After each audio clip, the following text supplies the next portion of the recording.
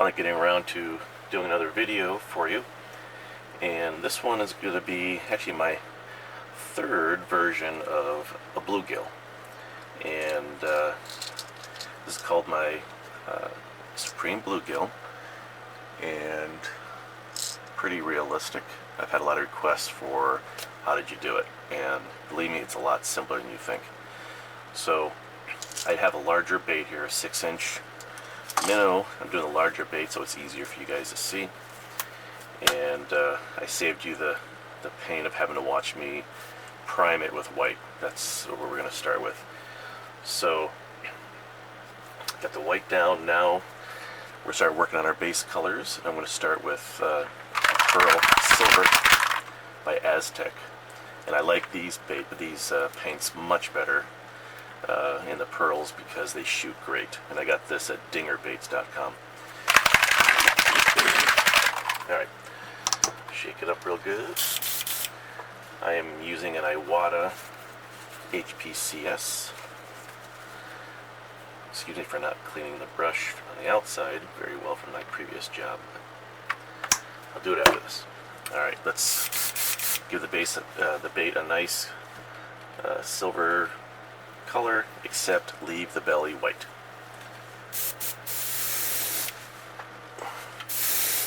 May need a couple coats.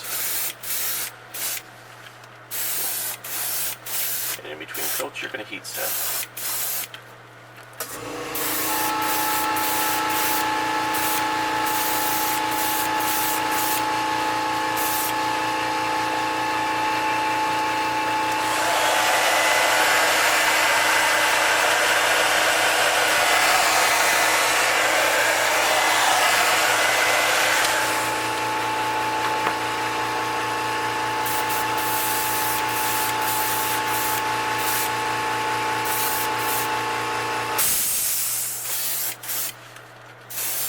Nice even coat of the Pearl Silver, Aztec Pearl. And there we have it. Okay, the next color is what creates the realism as we're building up our colors. We started with the Pearl Silver. Now I'm shaking up. This is Comart Opaque Citron Yellow. Now when I was coming up with this color pattern, I was trying colors I don't normally use, and this color's been sitting in my paint booth for probably a year. And I thought, well, let's see what we can do with it. So don't be afraid to experiment. If you ever screw up, just wash off the bait and start over. Alright, so we're going to load up the airbrush.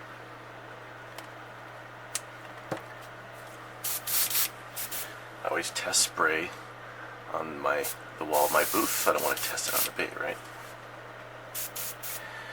Alright, we're going to lightly spray at an angle so that some of the overspray gets down on the sides here to show kind of a gradation of the color.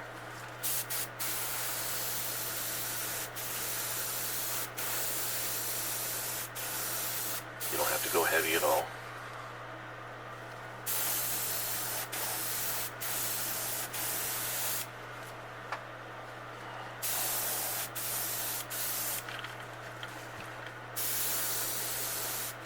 Again, I don't like to shoot straight on. I like to shoot at an angle so that overspray will fall towards the bottom of the bait.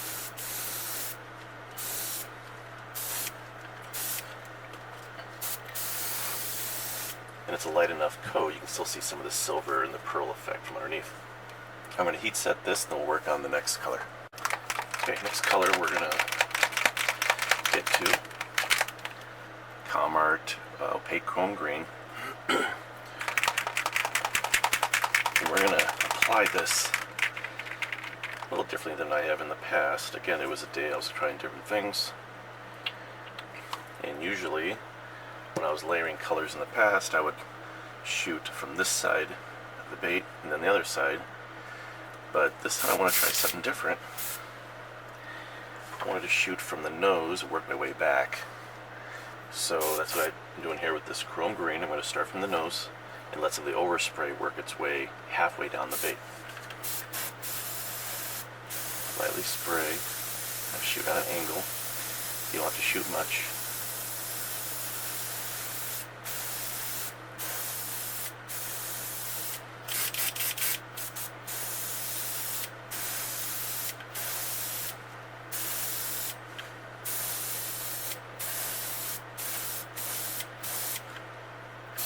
little bit of that chrome green.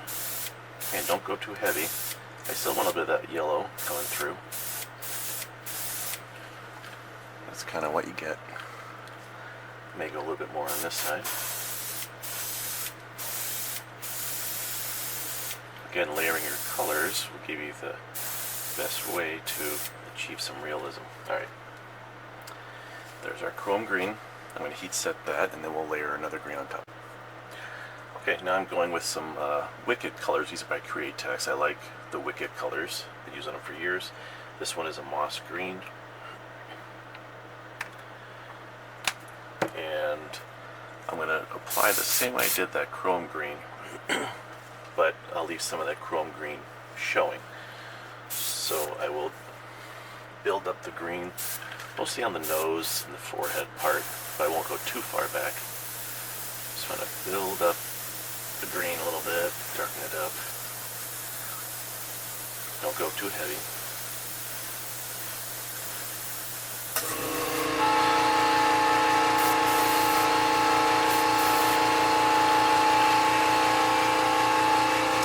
That's what you get. Okay, now we're going to try some different paint, or actually it's ink. It's Dollaroni FW inks. I got this at Hobby Lobby when they're on sale. They're not carrying it anymore, but a lot of other stores are. This is flame orange. Again, it was a day I was trying new colors, and I was thinking, what would the flame orange look like over that yellow and pearl silver? Now we're going to shoot this, or apply it, same way we did forward of the bait, but we're going to start from the tail. This will be the back end. These paints or inks are great. They have a eyedropper.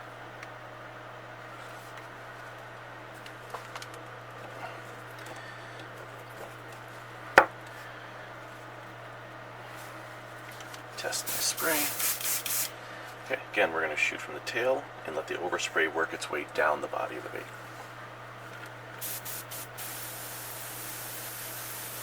You think flame orange, oh, it's really going to be bright.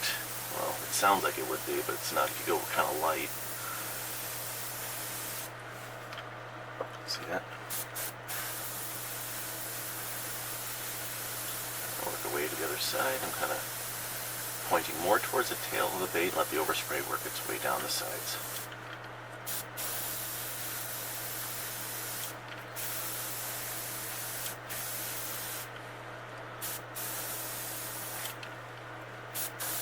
You can still see a little bit of that pearl effect coming through from the silver because we're not caking on the color too much. So that's all I'm putting on for that orange. If you don't have this flame orange, you can try some other brighter orange. You may want to thin it out a little bit. Experiment with your own colors. These videos are more for giving you the foundations of how I make my baits realistic, and you learn the steps, and then you can put your own spin on it using your own colors. So we're going to clean the brush here, and then we'll work on now getting the texture that you see on the bait here.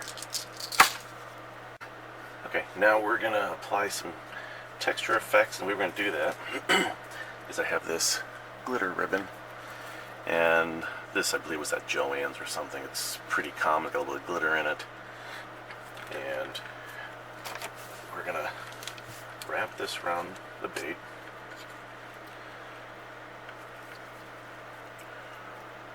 Just like so. And then I'll use some clips.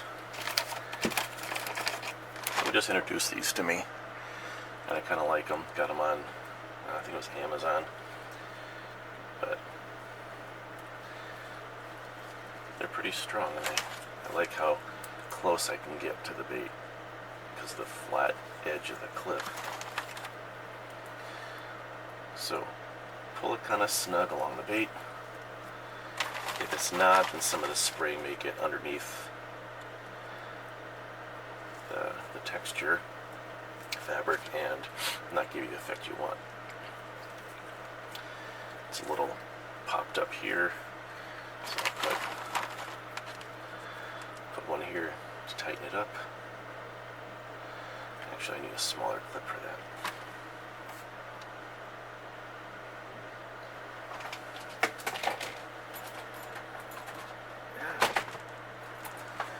Alright. Got these little alligator clips. I'm going to put it back on this way. Make sure you can see that.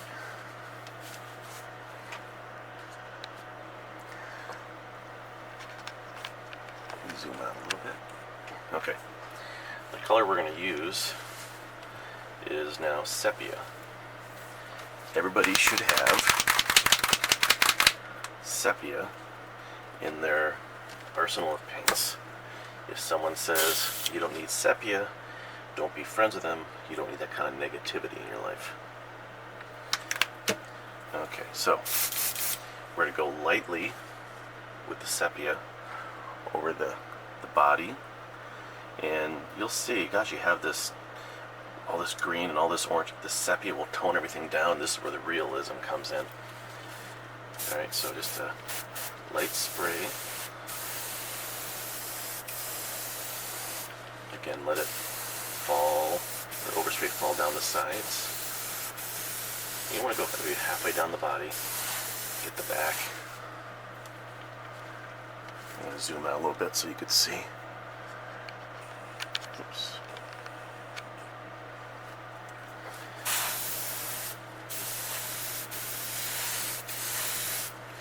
You don't have to go too heavy. If you want this more transparent sepia, just add some reducer. So I'm shooting on the angle. See how the sepia really darkens up the green and that orange. And this is where your realism starts to come into play. Okay, I'm going to heat set this, but I'm going to keep the camera rolling so you can kind of see the results.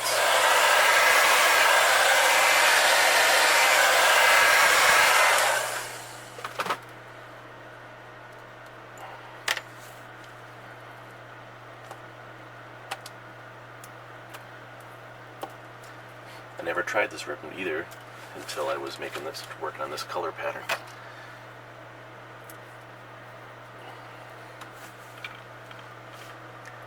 There you go. And I'll come in with more sepia. Just kind of darken up the back and a little bit on the shoulders.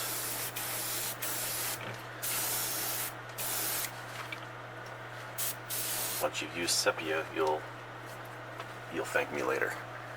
It does wonders. Okay, I'm going to keep the camera rolling because I'm not going to change colors. What I did is I went to Target, and in the ladies section for hair products, you find a hair clip like this. And I love this hair clip. It comes very curved, so what I did is I heated it up a little bit and tried to flatten it out as much as I can. If you use a heat gun, I guarantee these will melt in a split second. But this is what we're going to do or use for the stripes. It's not large enough to make it all the way to the back, so I'll start halfway and then move it along. Again, we're using the sepia. You want to go kind of light and on an angle. Let's see if I can get everything in the picture here.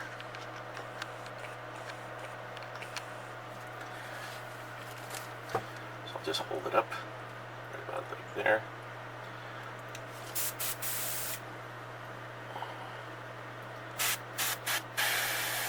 Spray a little bit on an angle.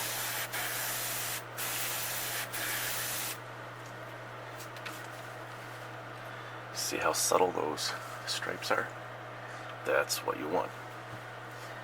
You don't want the stripes to be the first thing someone sees.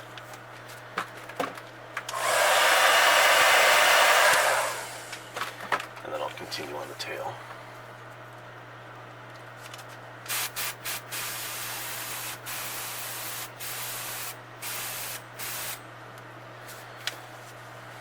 If it's not perfect, no big deal, right? Because one of my sayings is, hey, nothing's perfect in nature. So, there it is with the hair clip. I will turn around and I will do it on the other side. This is a little harder for me because I'm not left-handed. I'm more comfortable shooting the other side. Make sure you can see. Okay.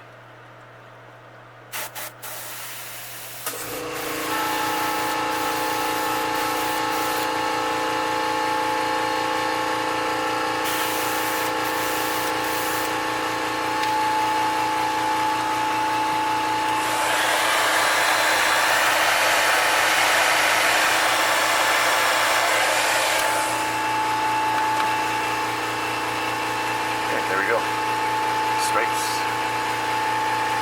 front and back. Darken up the back a little bit. A little bit on the shoulders. See, now you really can't see that really bright orange anymore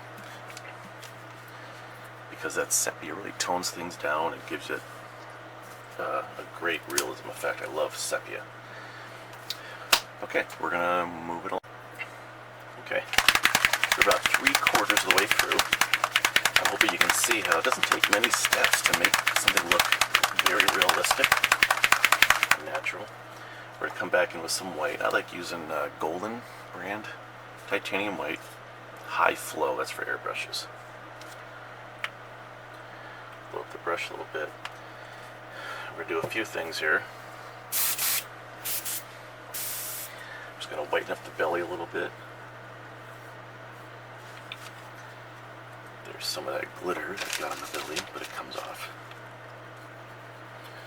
I use a Q-tip and stuff should rub right off.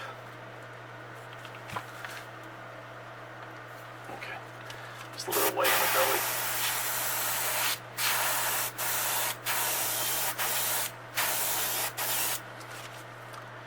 And then, now we're gonna put a little white on the gill plate because I want to come in with some like a turquoise or a blue, and if you do that over the grain it's going to muddy up, and so I do a white base again, but just slightly on an angle.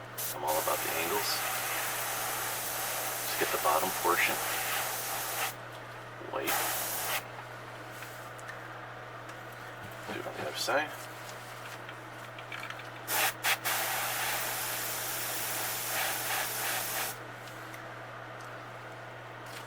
White. Heat set that. Not quite done yet.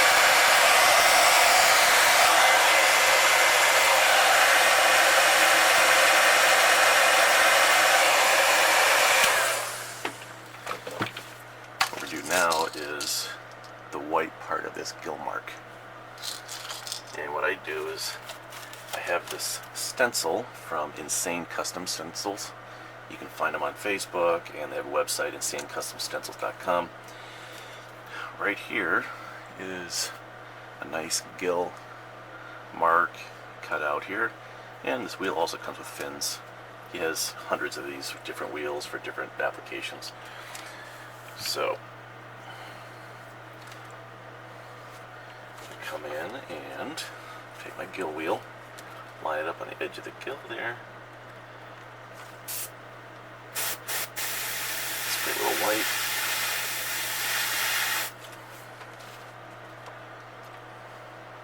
There's a gill mark.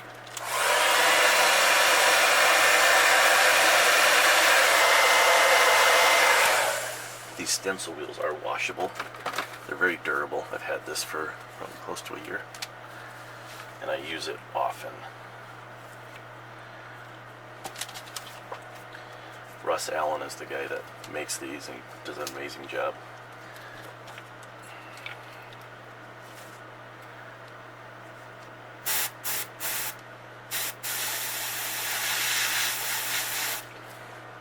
You don't need much white. You don't have to go too heavy. There we go.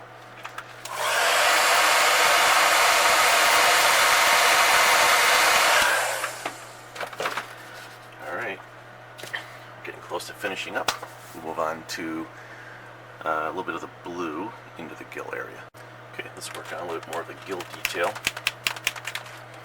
Use a Comart opaque turquoise. Yeah, it seems kind of bright now, but when I finish the gill marking with some black, some of that black will overspray onto the turquoise and darken it up a little bit.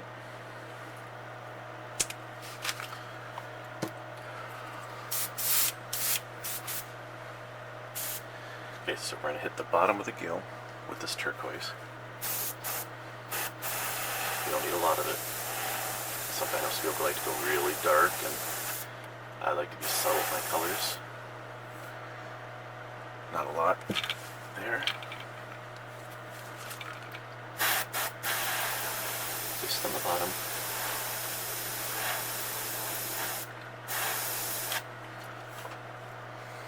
Just a blip. Maybe in the camera it looks like a lot, but really isn't. Again, that black, when I come in with some black, it'll be totally different. I'm going to heat set that. Okay, it's time to work on the belly. Now initially when I came up with this color pattern, I left the belly kind of white. No one else was doing it. I thought maybe I should do it, and I thought, hey, that looks pretty good. But deep down I kind of thought, it's still kind of missing something. So I put some like an orange color on the belly, and I really tied it in nice. This color I'm shaking up, one of my favorites by Comart. I wish I could pronounce it. Aureolin Yellow. A-U-R-E-O-L-I-N. Yellow. Been using this for years. Love it. It's kind of a light orange, and then the more you build the color, the darker it's going to get. So I actually really like this color. And we're going to do just the throat and forward belly part of it. Not too heavy. See if we can get this in the picture. Go very light. And then come up just the sides a little bit. So you're tying in the orange with some of that green and the sepia colors. Again, shoot on an angle. Let's let overspray work its way up the side of the belly.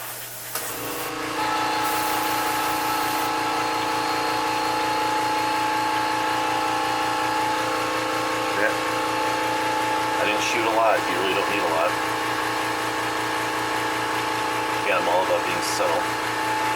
Okay, we're down to the last color. Okay, we're in the home stretch here. I'm shaking up a little bit of black. And the black is going to be on top of that white gill mark. And then with my gill wheel, here's the gill mark, and then right here is kind of a gill outline. I like using that, and you can see the effect there on this bait. So I'll shoot the black on the gill mark and let some of the overspray work its way down, again, to give it more of a natural effect.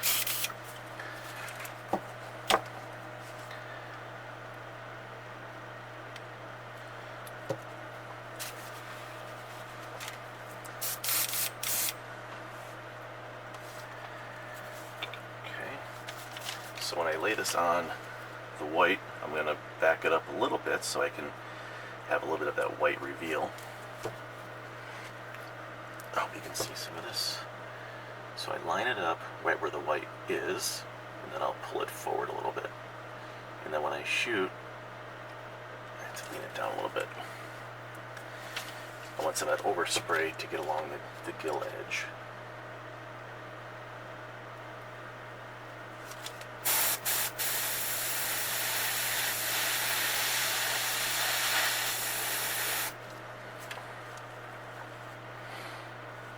Probably not as much as I wanted. I have a little bit too much white showing, I think, but oops. I'm going to go back and kind of get more of that gill mark in. I'll probably have to, you may not be able to see this very well, but I just want to come in here real quick and fix this. Sometimes it's easier just to do it off of the stand.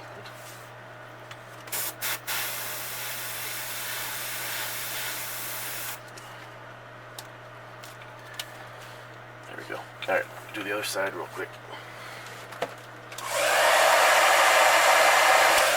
Hopefully I'll do this side a little better than I did the other side. line it up with the white, pull it down a little bit. It's a little bit of white reveal.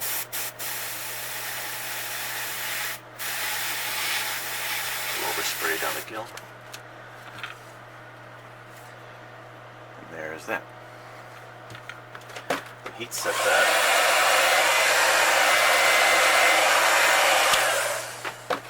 And then I'm just hit the back of the bait with some black. Just in the spine. And then I like to do the nose area too. Blacken that up. And let it, so that overspray get down towards the eyes.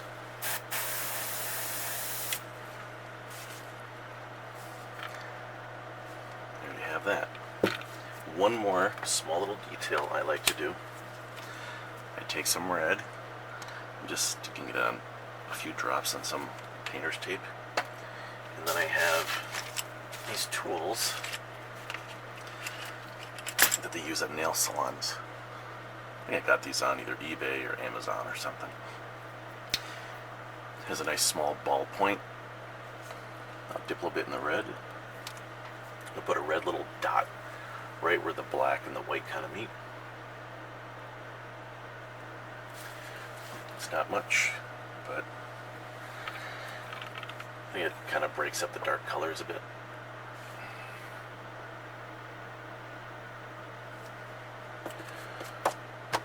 There you have it.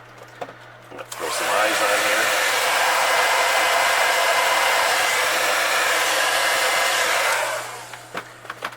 Throw some red eyes, and I have transitioned to a new clear coating system called Illuma UV, where now I can dip this bait, stick it in a UV light box, and within 30 or 40 minutes, clear coat is cured. Probably one of the hardest coatings I've ever used, and you're ready to fish. You can be fishing in less than an hour after we finish this up, and I will demonstrate that also. Okay, I know I probably don't need to show you how to put eyes on, but what I like about the eyes is it really makes the bait come to life. Now I do use a little bit of super glue on the eyes, just so they stay in place when I dip the clear coat. I have some 9mm eyes. I'll just drop these in. You see that?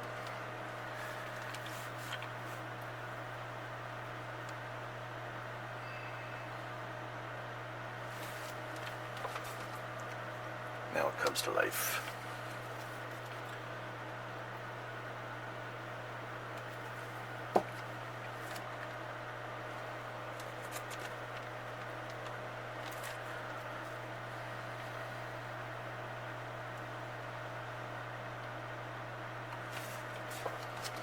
There you have it. We are done except for the clear coat.